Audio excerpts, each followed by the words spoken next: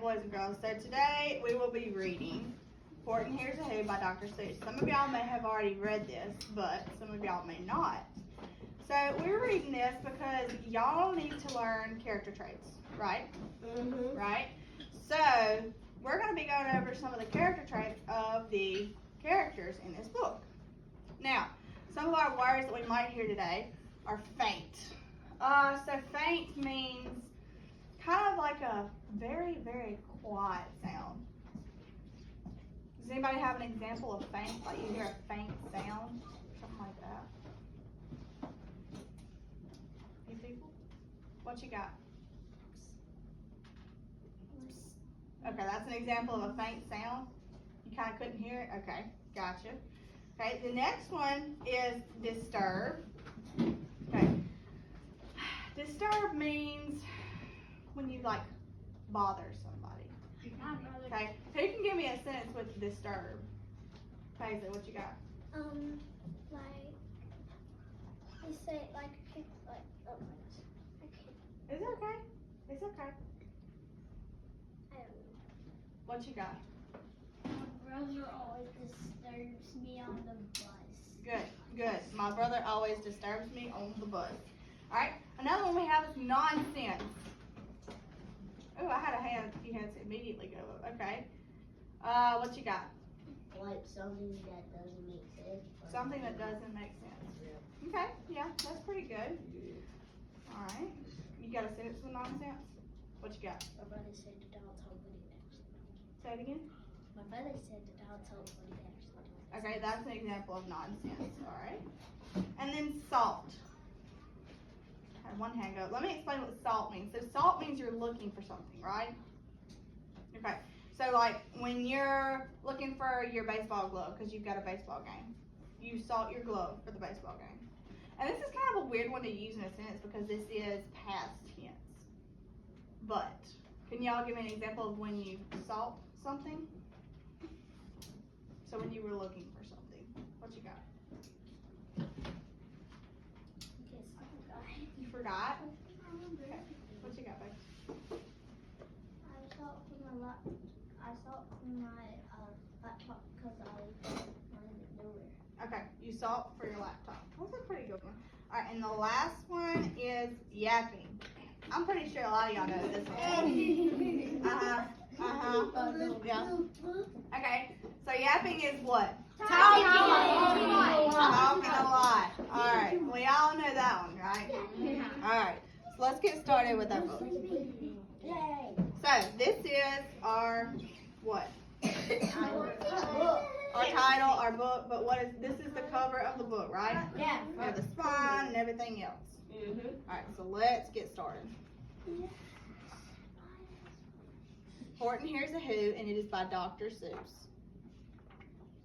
On the 15th day of May, in the jungle of Newell, in the heat of the day, in the cool of the pool, he was splashing, enjoying the jungle's great joys, when Horton the elephant heard a small noise. So Horton stopped splashing. He looked towards the sound. That's funny, thought Horton. There's no one around. Then he heard it again, just a very faint yelp. What was that word? Faint. Miss Watkins, Yes. do you have Remington Traxler? He's in Miss Spears' room. He is. Okay, thank you. All right, so there's that word faint, guys. What did they say it was? A very faint sound, faint yelp this time. All right, as if some tiny person were calling for help. I'll help you, said Horton, but who are you? Where?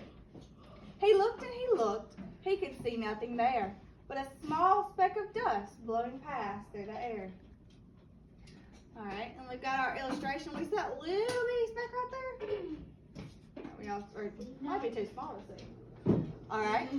I say, murmured Horton, I've never heard tell of a small speck of dust that is able to yelp. So you know what I think? Well, I think that there must be someone on top of that speck of dust. Some sort of a creature, of very small size. Too small to be seen by elephant's eyes. Some poor little person who's shaking with fear that he'll blow in the pool. He has no way to steer. I'll just have to say them because after all, A person's a person, no matter how small. A person is a person, no matter how small. I have a feeling we're gonna hear that a lot in this story. What y'all think? Like something. Okay. So gently and using the greatest of care, the elephant stretched his great trunk through the air, and he lifted the dust speck and carried it over and placed it down safe on a very soft clover. So Horton has just kind of taken this speck of dust under his wing. What is that? What do y'all think that says about Horton? He's very kind. He's very kind. Did it matter the size of these little sounds, these little specks? No, he cared about it either way. So what's another word that y'all could possibly use to describe Horton? What you got? Full of care. Full of care. Okay, so we got this. He's caring so far. You got a different word? What you got? He's very loving because he helped us. He's very loving. Okay. Moving on. Hump, humped a voice. Was a sour kangaroo, and the young kangaroo in her pouch said hump too. Why, that speck is as small as the head of a pin. A person on that? Why, there never has been. Believe me, said Horton, I tell you sincerely, my ears are quite keen, and I heard him quite clearly. I know there's a person down there, and what's more, quite likely there's two, even three, even four. Quite likely, a family, for all that we know, a family with children just starting to grow. So please, said Horton, as a favor to me, try not to disturb them. Just please let them be. I think you're a fool, laughed the sour kangaroo. What do they call that kangaroo? Sour. Sour kangaroo. And the young kangaroo in her pouch said, me too. You're the biggest blamed fool in the jungle of Nool. And the kangaroos plunged in the cool of the pool. What a terrible splashing, the elephants frowned. I can't let my very small persons get drowned. I've got to protect them. I'm bigger than they are. So he plucked up the clover and hustled away. All right, so he's taking that clover away from that mean old kangaroo, don't y'all think? Yeah. Through the high jungle treetops, the news quickly spread. He talks to a dust speck. He's out of his head.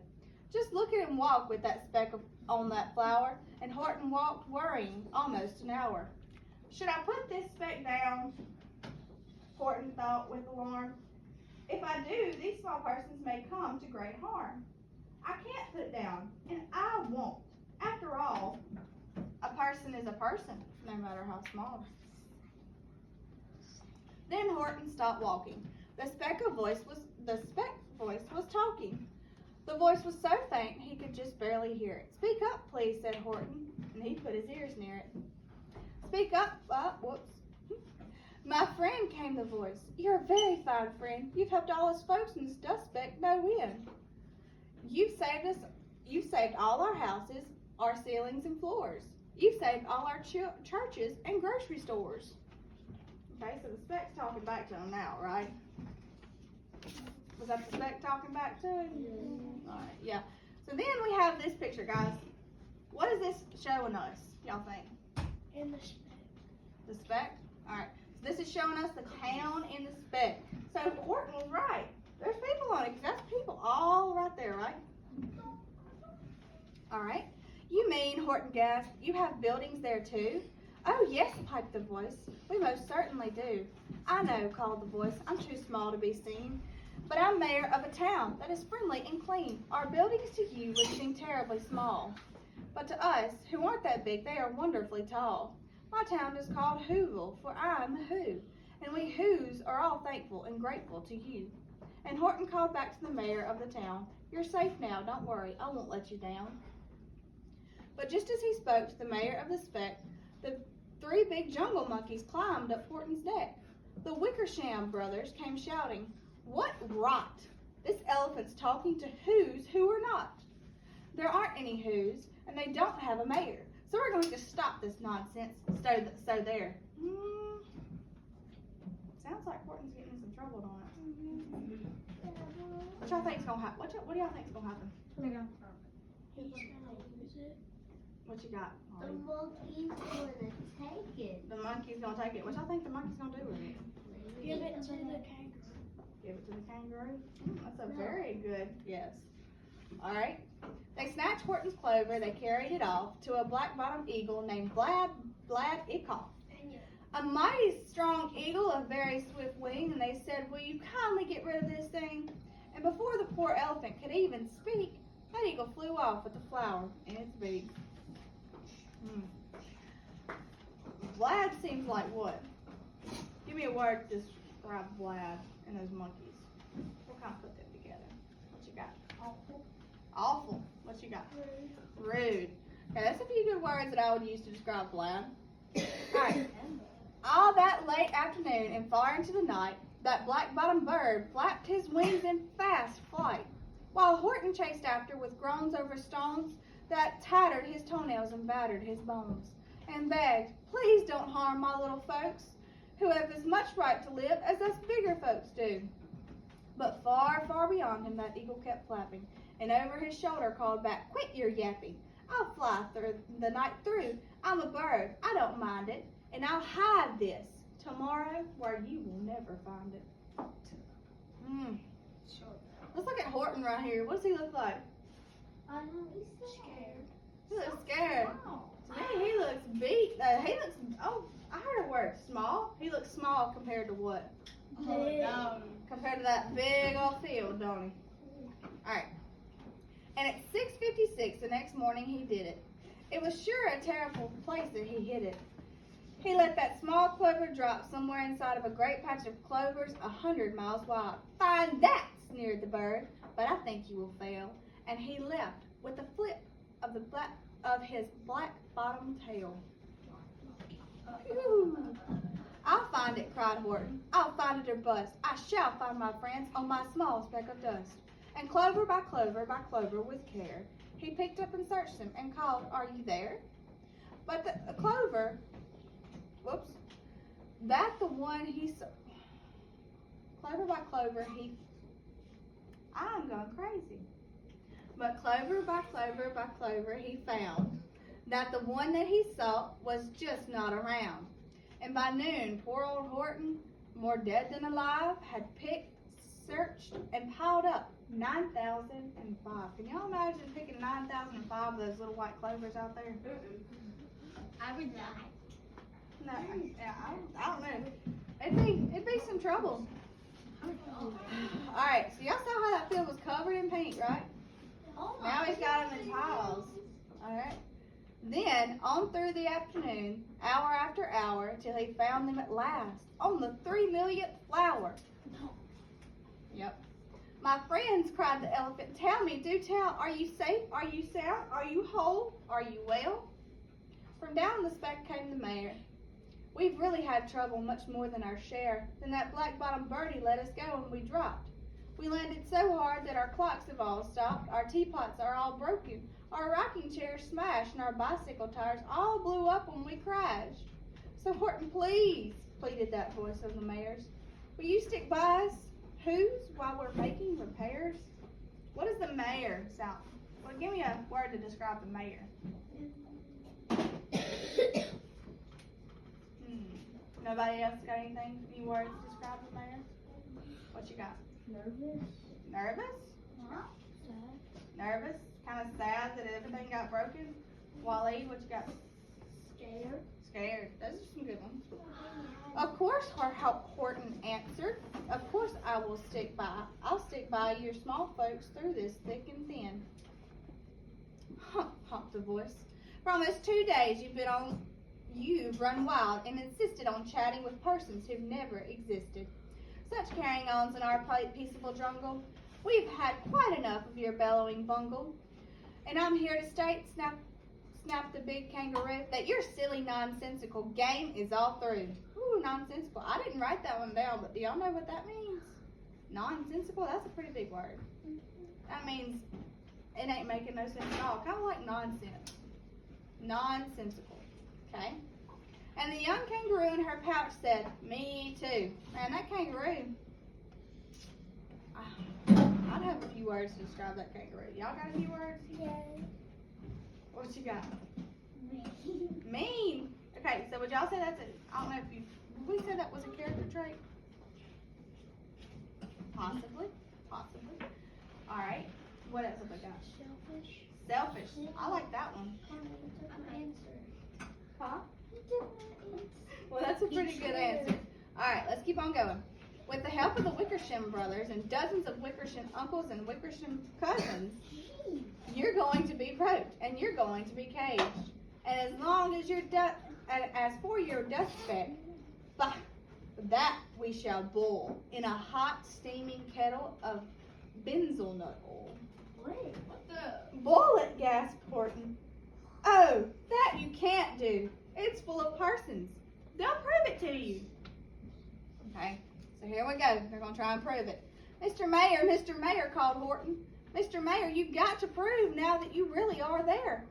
So call a big meeting, get everyone out, make every who holler, make every who shout, make every who scream. If you don't, every who is going to end up in a benzoyl nut stew.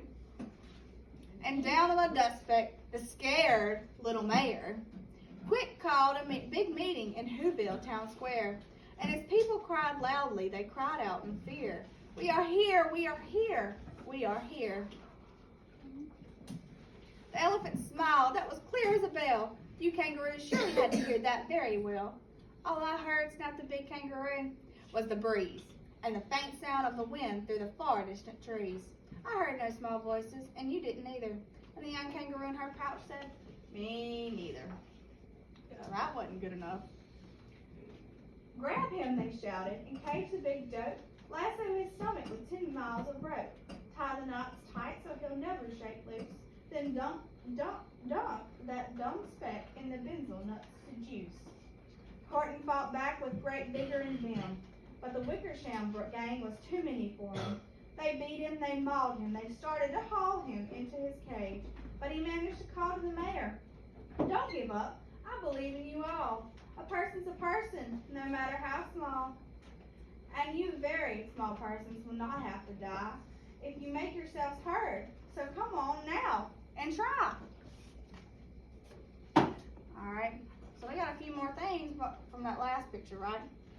The mayor grabbed a tom-tom. He started to smack it. And all over Whoville, they whooped up a racket.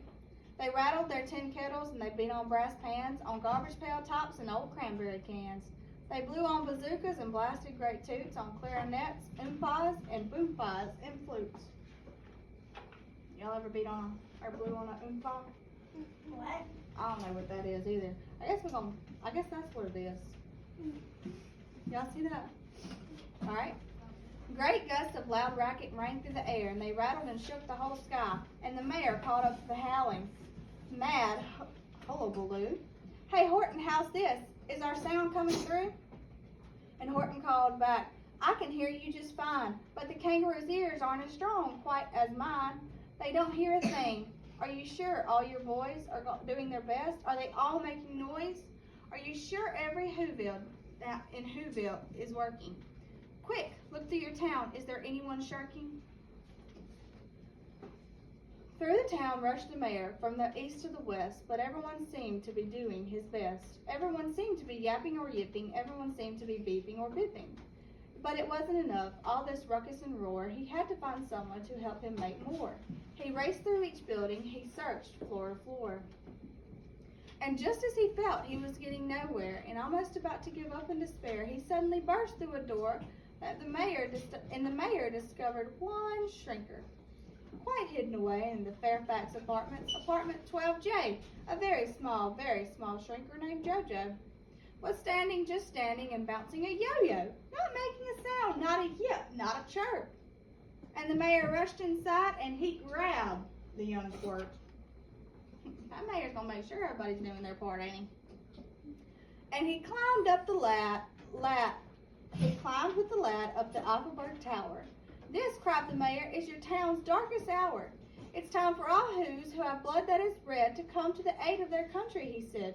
We've got to make noises in greater amounts, so open your mouths, lad, for everyone counts.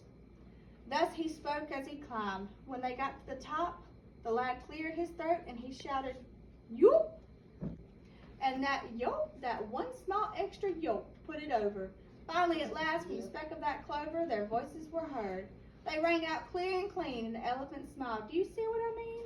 They prove they are persons, no matter how small, and their whole world was saved by the smallest of all. How true, yes, how true, said the big kangaroo. And from now on, you know what I'm planning to do. From now on, I'm going to protect them with you. And the young kangaroo and her pouch said, me too. Man, that kangaroo turned around, didn't it? So how was she at the beginning of the story? Mean, rude. But what did she say right here? That she will protect them. That she was going to help protect them. From sun this summer, from rain to when it's fallish, I'm going to protect them, no matter how smallish. And that was Horton Here's a Who, guys, alright? Mm-hmm. Alright. Yay!